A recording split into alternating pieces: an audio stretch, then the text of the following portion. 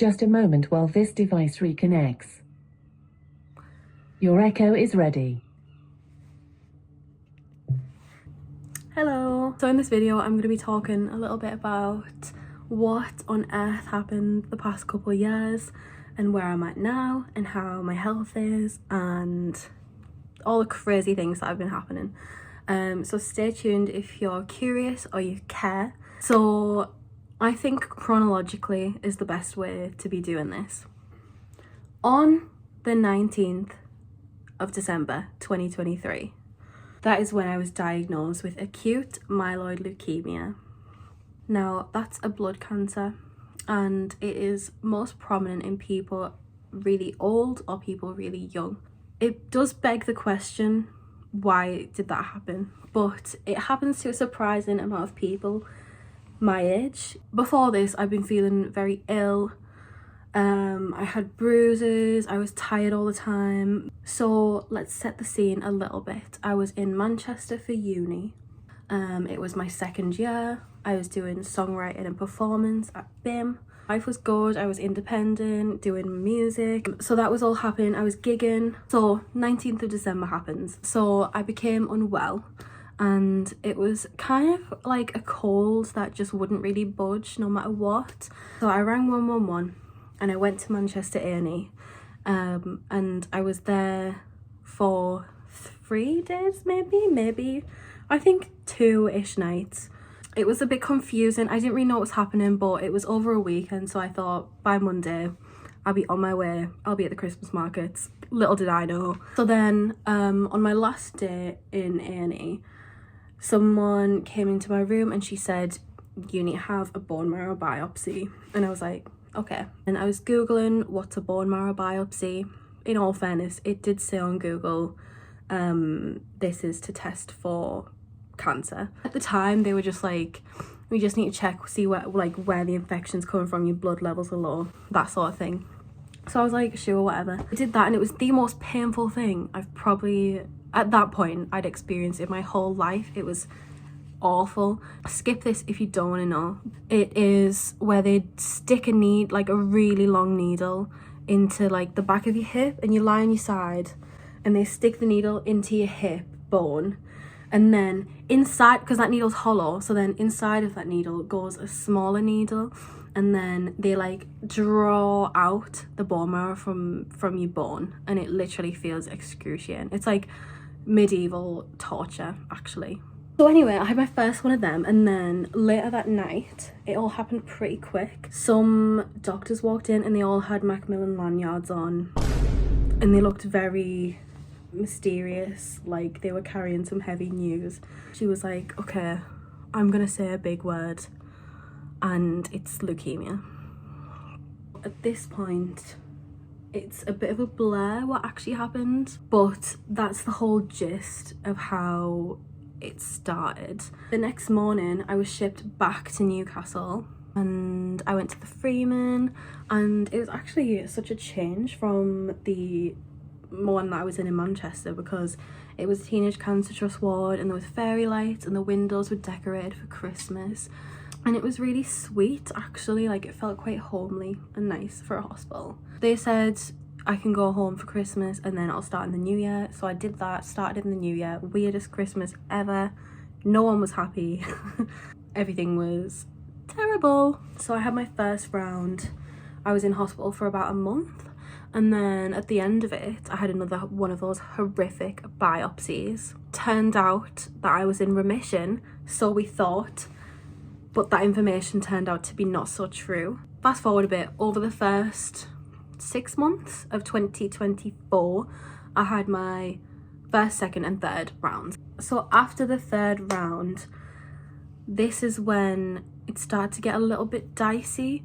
They started mentioning a bone marrow transplant, which I wouldn't have needed if I was in remission, but then they mentioned that turns out that I wasn't actually in remission. It was just a false result basically of that biopsy. So another biopsy, this is probably like my 4th or 5th one at this point. This biopsy showed that I actually was not in remission. Like it was or maybe I was at a point, but it was climbing. The amount of cancer in my bone marrow basically was getting higher.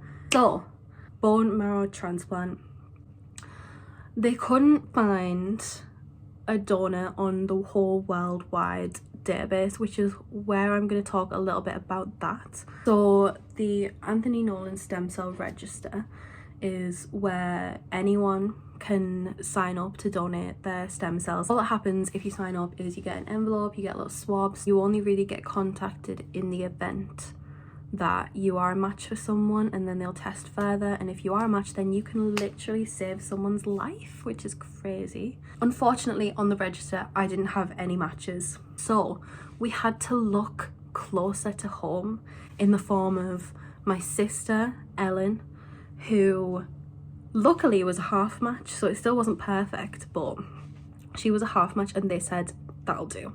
They tested Ellen, and the process, which if you sign up for the stem cell register, this will probably be what happens to you too if you get called. She had to kind of sit in a hospital bed basically. There was a few sessions with a cannula in one arm and a cannula in the other arm, and one cannula drew out blood from her arm, took it into a machine that was kind of like a washing machine, and that basically separated the stem cells from all of the other blood cells, and then it put all of the other blood cells back into her through the other cannula, and then the stem cells, they saved that in a little bag, and that was for me. So we are in now June, so I go in for my transplant. Because she was only a half match, I had to have chemo before and after the transplant.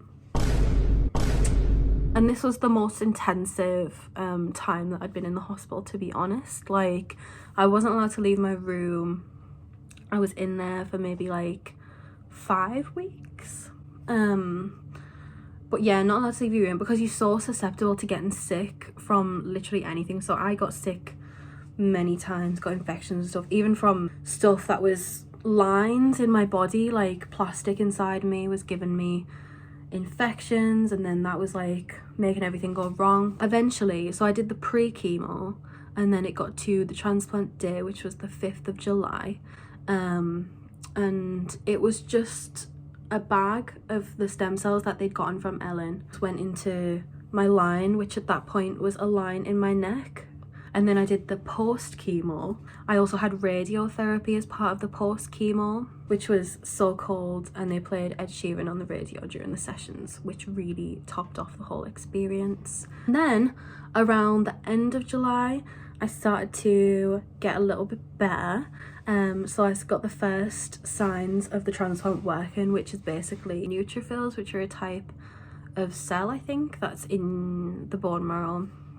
They were always at 0, but at this point they were starting to flicker up a little bit and be at like 0.01, and this was like great news. That number kept getting a little bit higher and a little bit higher, and then eventually around the end of July they let me out of hospital and I went home, and that was the last time that I've been in hospital overnight. Since then, a couple visits a week down to 1 visit a week, slowly just less and less frequent over the past 6 months. And obviously it's a lot of medication that I'm on, a lot of general upkeep, and I'm still not as fit and well as I used to be because everything's changed. To me, it kind of felt like cancer had literally ripped me into pieces and chewed me round, and then at the end of it I was just spat back out. And I'm so thankful for that, but at the same time it's like, what do I do with all these little pieces that are so torn and jagged and they don't really fit together in the same way that they used to? This is where I'm at now, and these are the questions that I'm asking myself and what I'm kind of navigating through, because life post-cancer is really different, and it's not just going back to normal, it's something entirely new. So that kind of brings me to music stuff, because there was definitely a point where I was questioning, do I even want to do that anymore? I lost all of my creativity basically. In the past few months, I'd started to be able to kind of reflect on it and hold it a little bit closer. Kind of just writing about the changes that have happened to me and how it feels to come out of it being someone completely different and not really knowing who that is. I am going to be releasing some new music. It's so true to my experience of that, and I hope it can be relatable in some ways. So I've been recording these songs with Reese Jang, who is based in Manchester, and he was great throughout the whole process. Really listened to the story and the feelings and everything, so I feel like that really brought it all together. And it's been mixed and mastered by Dan from the band Toledo, who is just a band that I love, so that is just kind of mental to me that that's happening. And the project is supported by Youth Music, who have funded the recording sessions and the mixing and everything like that, which has been so great. And they've been so patient on the timeline, which has been really lovely. And it's also, the delivery of the project is supported by We Make Culture.